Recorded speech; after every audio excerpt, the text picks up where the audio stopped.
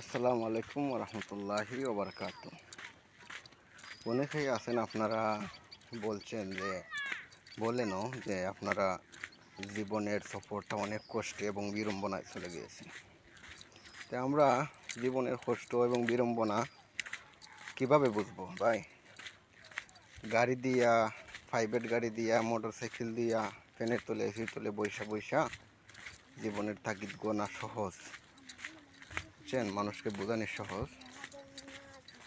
তো আসল কথা হইছে ওই যে এমন একটা রোদের মধ্যে আমরা যারা অনেক দূরই, বাজারটা অনেক দূরে পড়ি, জীবনের তাগিদে জীবনযাত্রাটা চলাচল করতে গিয়া যে একটা অবস্থায় পড়ি আমরা, তাহলে আমাদের জীবন কি বলুন তো?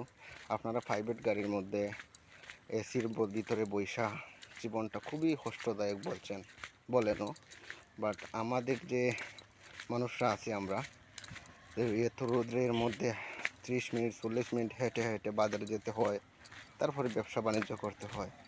আমাদের জীবনটা কি এত সহজ ভাই?